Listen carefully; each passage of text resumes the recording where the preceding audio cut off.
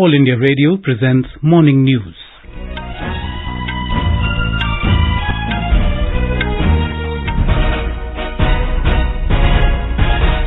Good morning, I'm Sunil Verma. The headlines. President Droupadi Murmu to address the nation today on the eve of 74th Republic Day. Prime Minister Narendra Modi to hold talks with President of Egypt, Abdel Fattah El-Sisi, in New Delhi today. Government convenes all-party meeting on the 30th of this month ahead of budget session of Parliament. Supreme Court simplifies procedure for passive euthanasia. England to take on Germany and Netherlands to clash with South Korea in quarterfinals of FIH Men's Hockey World Cup in Bhubaneswar. And in cricket, India becomes number 1 ODI team in ICC Rankings after 3-0 series win over New Zealand. President Droupadi Murmu will address the nation today on the eve of the 74th Republic Day. The address will be broadcast from 7 p.m. on the entire national network of All India Radio. The event will also be telecast over all the channels of Doordarshan in Hindi, followed by the English version. Broadcast of the address in Hindi and English on Doordarshan will be followed by broadcast in regional languages by regional channels of Doordarshan. AIR will broadcast regional language versions from 9:30 p.m. onwards on its respective regional networks. Prime Minister Narendra Modi will hold talks with President of Egypt, Abdel Fattah El-Sisi, in New Delhi today. The two leaders will have a bilateral meeting and delegation-level talks on bilateral, regional and global issues of mutual interest. The Egyptian president arrived in New Delhi yesterday evening on a 3-day visit to India. President Sisi will be the chief guest on India's 74th Republic Day. President Sisi is accompanied by a high-level delegation, including 5 ministers and senior officials. A military contingent from Egyptian army will also participate in the Republic Day parade function. President Sisi will be accorded a ceremonial welcome at the Rashtrapati Bhavan today. President Droupadi Murmu will host a state banquet in honor of the visiting dignitary in the evening. Our correspondent reports that the visiting dignitary will also interact with Indian business community at a business event during his visit. India and Egypt enjoy warm and friendly relations marked by civilizational, cultural and economic linkages and deep-rooted people-to-people ties. The two countries work closely at multilateral and international platforms. Bilateral trade between India and Egypt achieved a record high of $7.26 billion in 2021-22. The trade was fairly balanced, with 3.74 billion Indian exports to Egypt and 3.52 billion imports from Egypt to India. More than 50 Indian companies have invested around $3.15 billion in diverse sectors of Egyptian economy, including chemicals, energy, textile, garment, agribusiness and retail. Suparna Saikia, AIR News, Delhi. The government has convened an all-party meeting on the 30th of this month ahead of the budget session of Parliament. The meeting will be held at 12 noon in Parliament House Complex. Parliamentary Affairs Minister Prahlad Joshi, union ministers and floor leaders of political parties representing both the Houses of Parliament will attend it. The government will seek cooperation from all political parties to ensure smooth functioning of both the Houses of Parliament during the session. The budget session of Parliament will commence from the 31st of this month. The session will start with the address by President Droupadi Murmu to the joint sitting of both houses in the Central Hall at 11 a.m. The economic survey will also be tabled in both the houses on the first day of the session. The Union Budget 2023-24 will be presented on the 1st of February. President Droupadi Murmu will present the National Awards for the year 2022 on the 13th National Voters' Day today in New Delhi. The theme of the day for this year is Nothing Like Voting, I Vote for Sure. It is dedicated to voters conveying individuals' feelings and aspirations towards participation in the electoral process through the power of their vote. We spoke to Chief Electoral Officer of Himachal Pradesh, Manish Garg. 25 जनवरी को राष्ट्रीय मतदाता दिवस मनाया जाता है और इस दिन निर्वाचन आयोग द्वारा उत्कृष्ट निर्वाचन संबंधी कार्यों के लिए अच्छी भूमिका निभाने वाले अधिकारियों संस्थाओं को पुरस्कृत किया जाएगा माननीय राष्ट्रपति महोदय द्वारा। हिमाचल प्रदेश का चयन सर्वश्रेष्ठ राज्य के रूप में हुआ है और इसमें मुख्य निर्वाचन अधिकारी मुझे सुव्यवस्थित मतदाता जागरूकता एवं निर्वाचन सहभागिता संबंधी बेहतर योजना तथा क्रियान्वयन के लिए पुरस्कृत किया जा रहा है। ये हमारे लिए बड़ा गर्व का विषय है कि हिमाचल ही एकमात्र राज्य है पूरे देश में जिसको निर्वाचन संबंधी उत्कृष्ट कार्यों के लिए पुरस्कृत किया जा रहा है। The Supreme Court has modified its 2018 order on passive euthanasia to make the procedure of removal of life support from terminally ill patients less cumbersome for the patients, their families and the doctors. The Supreme Court removed the condition that mandated a magistrate's approval for withdrawal or withholding of life support to a terminally ill. A 5-judge constitution bench headed by Justice K.M. Joseph said the document will now be signed by the executor of the living will in the presence of 2 attesting witnesses, preferably independent, and attested before a notary or gazetted officer. The bench also said the witnesses and the notary shall record their satisfaction that the document has been executed voluntarily and without any coercion or inducement or compulsion, and with a full understanding of all the relevant information and consequences. A living will, also known as an advance directive, is a legal document that specifies the type of medical care that an individual does or does not want in the event they are unable to communicate their wishes. Euthanasia is the act of deliberately putting an end to a person's life in order to eliminate pain or suffering.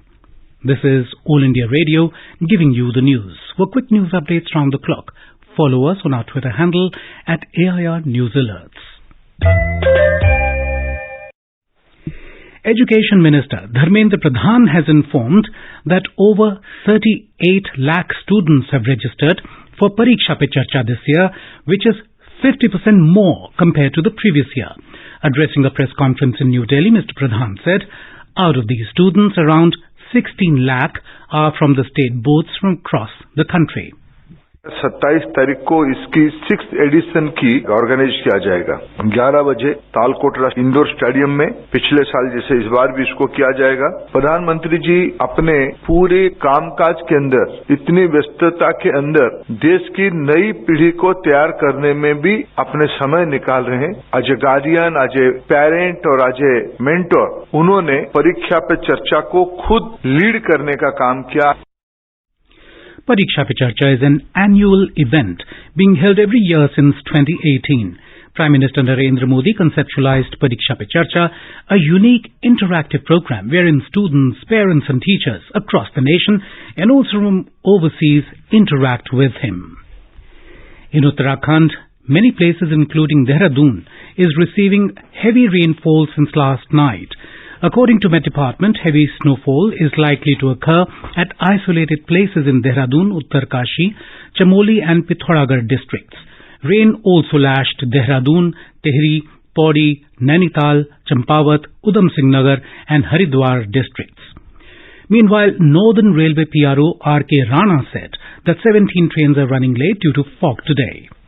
कोहरे के कारण आज लगभग 17 रेलगाड़ियां विलंब से चल रही हैं। मेरा रेल यात्रियों से अनुरोध है कि कृपया 139 नेशनल ट्रेन इंक्वायरी सिस्टम पर संपर्क करें ताकि आपको किसी प्रकार की असुविधा न हो। हमेशा फुट ओवर ब्रिज का प्रयोग करें, रेलवे लाइन को सेल्फी पॉइंट न बनाएं, रेलवे ट्रैक न क्रॉस करें, सतर्क रहें, सुरक्षित रहें। Uttarakhand Chief Minister Pushkar Singh Dhami has said that relief and rescue operations are going on in the disaster-affected areas of Joshimath. Talking to the media in Dehradun, he said the state government is making all efforts to deal with the situation.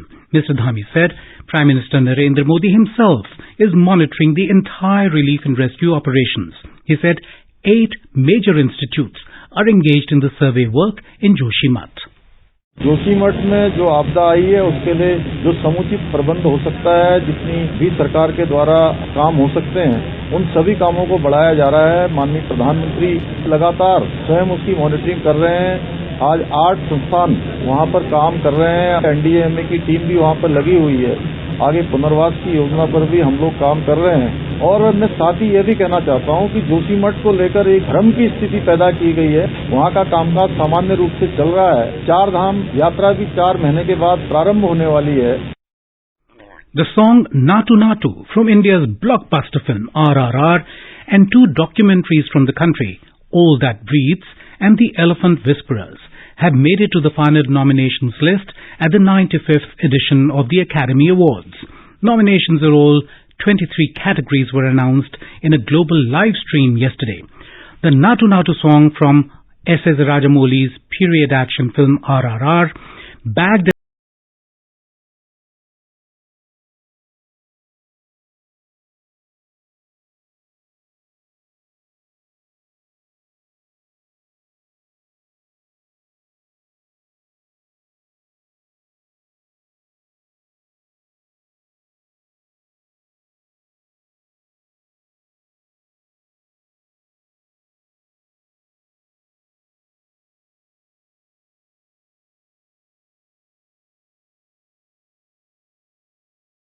the song won a Golden Globe Award in the same category. The Academy Awards ceremony will be held on the 13th of March. The Ministry of Environment, Forest and Climate Change is setting up a pavilion on the theme Mission Life during Bharat Parv, being held from the 26th to the 31st of January at Red Fort in New Delhi. The pavilion will be set up on the occasion of celebration of the 74th Republic Day to sensitize and educate the masses on life actions which can promote sustainable living and help tackle climate change. In the FIH Hockey Men's World Cup, the last 2 quarterfinals will be played at the Kalinga Stadium in Bhubaneswar today. While England will take on Germany, the Netherlands will clash with South Korea. Belgium and Australia have already reached the semi-finals of the World Cup, while Australia toiled hard for a 4-3 win over Spain in the first quarterfinal. Belgium did not face much problem in their 2-0 win over New Zealand in the second. In Australian Open, Indian duo of R. Bopanna and S. Mirza will face N. Skupski and D. Crosschi in the semi-final of mixed doubles event today in Melbourne. Sania Mirza and Rohan Bopanna enter the mixed doubles semi-finals after receiving a walkover in the quarterfinals. The Indian duo was to play against Latvian and Spanish pair of Yelena Ostapenko and David Vega Hernandez. In cricket, India claimed the top spot in the ICC Men's ODI Rankings after a series whitewash against New Zealand at the Holkar Stadium in Indore.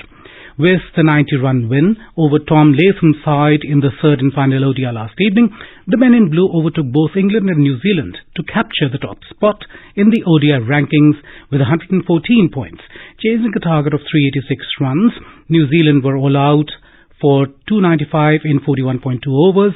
Devon Conway with 138 off 100 balls and Henry Nicholls with 42 runs from 40 deliveries made valuable contributions for the Kiwis. And now, for a look at today's newspapers, it's over to Vaibhav Josana Srivastav. Thank you, Sunil. Days after Pakistan PM Sharif said his country has learnt its lesson from 3 wars and wants to live in peace, India invites Pak's foreign minister, writes the Indian Express. Former US Secretary of State Mike Pompeo's new book reveals that both Indian and Pakistani officials believed the other side was preparing to use nuclear weapons after the 2019 Pulwama suicide attack, writes Hindustan Times. In high-tech push, the Indian Army has started the process to procure robotic mules and jetpacks, reports the Asian Age.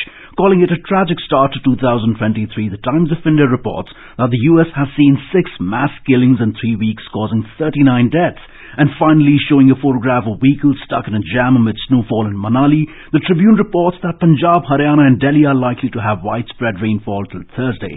And with that, it's back to you, Sunil. Thank you, Weber. And now, before we end the bulletin, the headlines once again. President Droupadi Murmu to address the nation today on the eve of 74th Republic Day. Prime Minister Narendra Modi to hold talks with President of Egypt, Abdel Fattah El-Sisi in New Delhi today. Government convenes all-party meeting on 30th of this month ahead of budget session of Parliament. Supreme Court simplifies procedure for passive euthanasia. England to take on Germany and Netherlands to clash with South Korea in quarterfinals of FIH Men's Hockey World Cup in Bhubaneswar. And in cricket, India becomes number 1 ODI team in ICC rankings after 3-0 series win over New Zealand. And with that, we end the morning news. Have a nice day.